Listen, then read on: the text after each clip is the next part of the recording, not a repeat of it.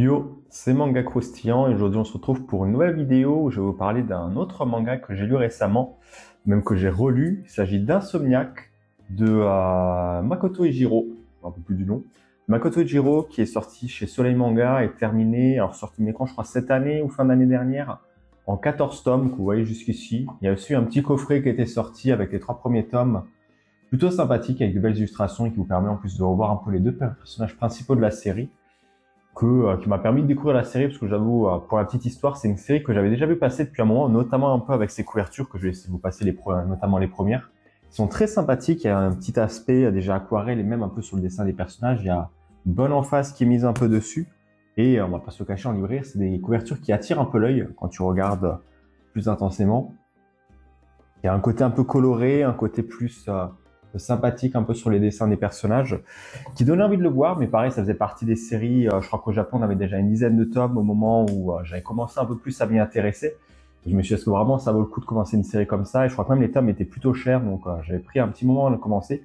Puis, alors je crois que c'était quand on avait à peu près l'annonce de l'animé, Soleil a décidé de sortir un petit coffret qui m'a permis de me lancer et du coup de découvrir un peu la série.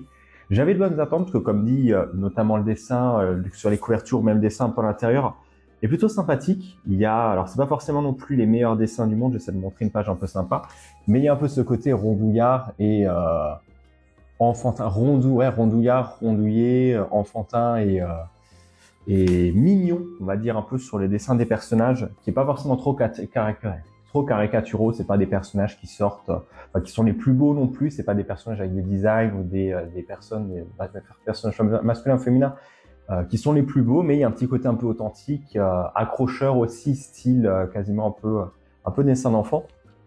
J'en me rends compte que je parle même pas encore un peu de l'histoire, mais en gros, on va suivre deux personnages, donc Genta et Isaki, que vous voyez que vous voyez ici ou même sur les couvertures aussi. Enfin, sont en avant de toutes les couvertures normalement, si je dis pas de bêtises.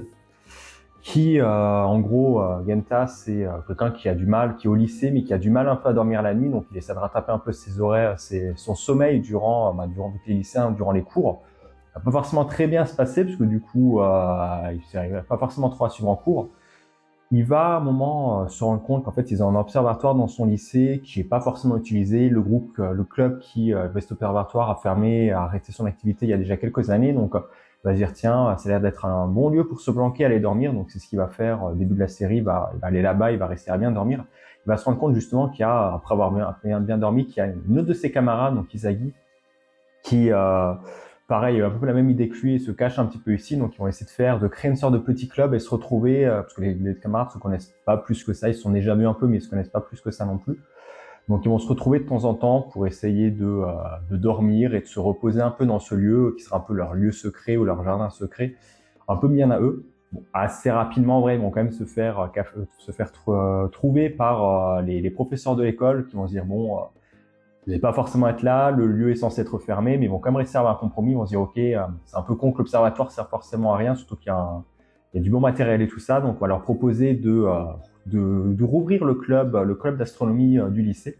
Mais ils ne connaissent pas forcément trop. Genta, il se connaît un peu en photo, donc il va quand même décider de prendre un peu les rênes du club. Isagi de son côté, elle va être un peu consultante parce qu'elle a déjà un autre club à côté. Elle est dans le club de natation, si je dis pas de bêtises. Donc on va suivre un petit peu la relation de ces deux personnages avec l'ouverture de ce club et, comme on peut un peu se le douter, une romance qui va se construire petit à petit avec les personnages, qui en vrai est peut-être un peu le moteur de la série et ce qui va faire la grosse histoire qu'on va suivre sur ces 14 tomes. Il n'y a pas vraiment de méchants ou de grosses intrigues, on va surtout les suivre un petit peu durant un peu la phase de l'adolescence, durant la phase du lycée. Ils vont apprendre à se connaître, ils vont apprendre un peu tout doucement à... Je peux peut-être vous montrer quelques pages à la rigueur en attendant. Durant voilà, le lycée, un peu la phase où on se recherche, la phase où ils savent pas forcément encore trop quoi faire, les activités qu'ils veulent faire, ce qui les passionne. Donc ils vont se rendre compte que finalement la photo, c'est quand même pas si mal non plus. Que le club d'astronomie, il y a pas mal de choses à apprendre. Ils vont rencontrer aussi une ancienne personne du lycée qui du coup faisait partie du club et qui va leur apprendre aussi un peu les rudiments et pas mal de choses aussi pour gérer un peu plus le club d'astronomie et utiliser le matériel et comment photographier des photos. Donc c'est pas forcément un guide complet non plus, mais on apprend aussi un peu les rudiments et la base pour bien utiliser un appareil photo, bien photographier le ciel, les étoiles aussi qu'on peut observer. et le temps et la passion un peu qu'il faut là-dessus.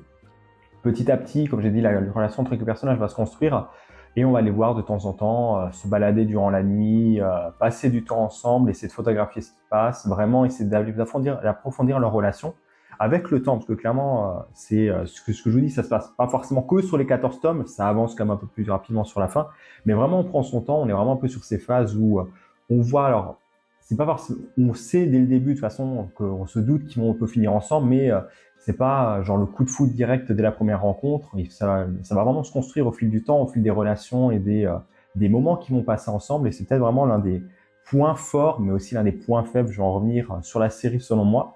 Vraiment, on va suivre un peu leur évolution au fil du temps. Et tout ce qui les accroche, c'est vraiment une phase de un peu découvrir la vie découvrir la vie du lycée comme peut-être certains l'ont aussi vécu de manière plutôt sympathique, sans forcément trop d'éléments perturbateurs. Bien sûr, il y a quelques petits trucs, on va apprendre quelques complications, notamment pourquoi aussi les deux personnages sont insomniaques, c'est un peu relié à certaines choses qui leur arrivaient par le passé. Je ne vais pas forcément trop vous dévoiler, mais voilà, il y a des choses qui ont ramené au fait qu'ils sont insomniaques et qu'ils ont aussi voilà quelques problèmes de leur côté.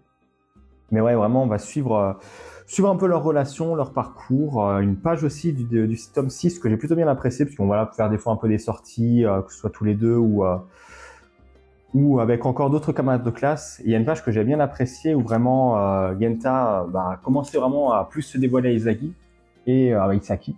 Et vont tous les deux dessiner un soir, te prendre une photo tous les deux. Et clairement, c'est une page que on voit pas forcément trop ce genre de composition, vraiment, je pense que vous voyez bien, mais vraiment, ils se prennent tous les deux en photo avec un appareil photo et un téléphone portable. Et on voit un peu le reflet dans l'appareil de chacun pour montrer un peu cet aspect de voilà, c'est pas qu'ils sont retrouvés, mais ils se font face, ils acceptent un peu de bien se regarder, même au travers des écrans, finalement, leurs regards se croisent et ils avancent aussi un peu dans le bon côté. Mettre les tomes comme ça pour montrer un peu plus de couverture.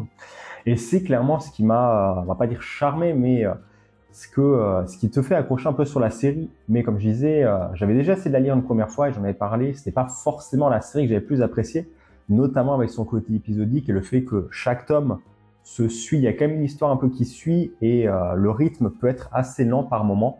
J'ai dit la relation va évoluer au fur et à mesure, mais ça prend vraiment son temps, ce qui est pas forcément un mal non plus, là où vraiment on est dans une période où tout va toujours vite, on veut toujours que les choses avancent assez rapidement, qu'il y ait toujours des cliffhangers de fou. Là, c'est pas vraiment le cas. Là, on n'est pas vraiment sur un Iashikai non plus, sur un manga qui prend son temps, ni trop un school life ou un tranche de vie. C'est un peu difficile de préciser quel type de manga c'est, à part le fait que ce soit peut-être un peu une romance. Là, c'est sûr que c'est plus évident.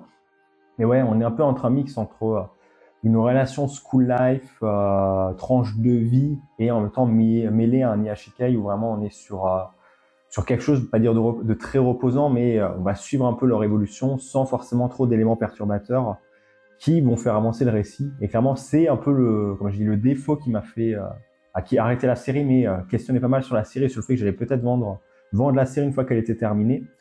Parce qu'il y a des éléments, alors c'était bien, mais comme j'ai dit, à force d'attendre un tome, il y a des éléments que tu oublies, les relations des personnages, tu n'es plus forcément trop attaché à eux. Et revoir un peu le fait que tu lis un tome et que ça avance pas tant que ça finalement, ça m'avait fait un peu décrocher.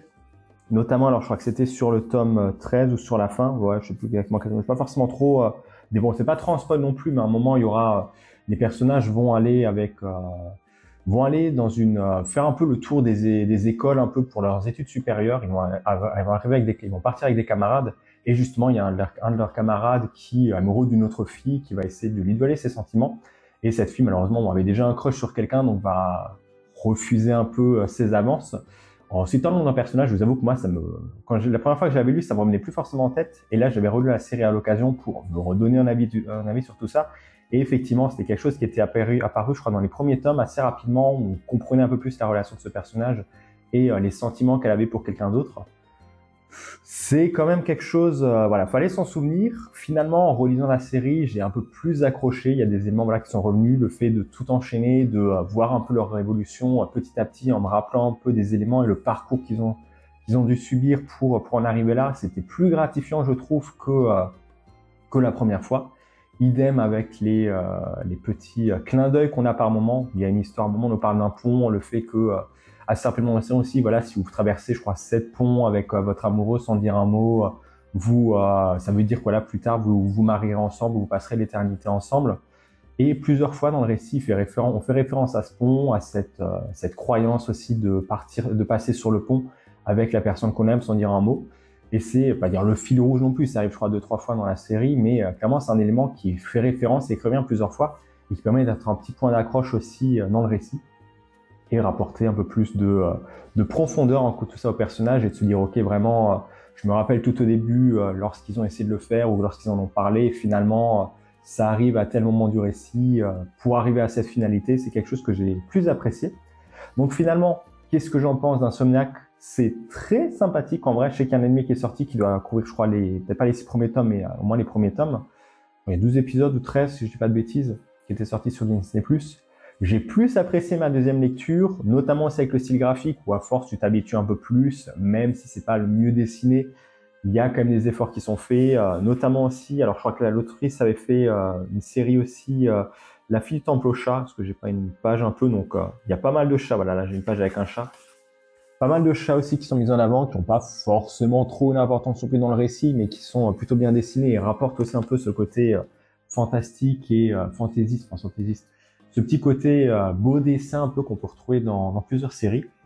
Mais ouais, sinon globalement, j'ai mieux apprécié ma deuxième lecture. Je pense que clairement, un peu comme Fire Punch, il y a des séries qui se lisent pas forcément ou qui s'apprécient plus lorsqu'on lit à la suite à la chaîne, et d'autres qui se lisent plus de manière épisodique. Pour moi, Insomniac, c'est plus un peu un récit qui rentre dans la première catégorie, donc qui se lit un peu plus à la chaîne et qui s'apprécie plus à ce moment-là.